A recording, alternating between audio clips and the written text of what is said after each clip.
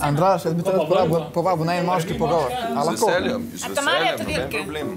Pač, Andraž, ne moreš se skate dobivati, nisi to ti, Ano. Škva me zanima, Andraž. Ja. Kolikor so te že prej sprašvala glede Kate. Jaz ne verjamem, da sta pač, da vidi, pač nista imela nič. Dajte meni povej, koliko prijatelj, a sta imela kaj več, kolikor pa sam frenda.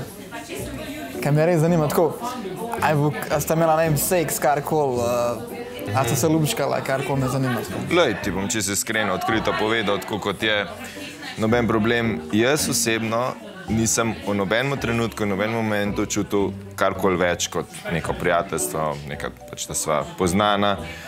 In jaz svojega stališča pač nisem videl. Tudi, kad sta hodila v fitness, je ona kaj probavala, tako, te hotla kaj več. Ja, je. Jaz mislim, da z njene strani je bilo nekaj več čutiti, ne? Z moje strani ne. Moram pa priznati, ja, pač ljubčkala sva se, to je bilo pa tudi vse. Tako da, ja, no, mislim... Pač šel si na masažo, pač to je to. Ja, nekako takole. Jaz sem bil pač njen trener, pol v fitnessu, na masažo sem šel nekajkrat, družila sva se, meni osebno ni bilo všeč, da sva bila toliko skupaj, ne. Ja. A veš kako je, če se z nekom zastopaš, koliko se mi zastopimo, lej, smo lahko skozi skupaj, se zabavamo, se imamo fajn, ni nikoli preveč, a ne. Medtem, kaj do nekoga pa pač ne čutiš nič več kot neko... Ona je pač taka oseba, da pač ne razume, ko pač nekdo zavrne. In pa ona skozi piše, ker misli, da nekaj bo in pa nekonc pa nič ni.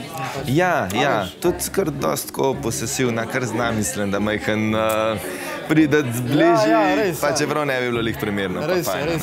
Se pravi, so se pač sam ljubčkala. Ja, iskreno, samo to je bilo... Ni bilo nobenega seksa, pa nič tako. Ne, res ne. To me je samo zanimalo. Iskreno mi ni bilo nikoli do kaj več, tako da...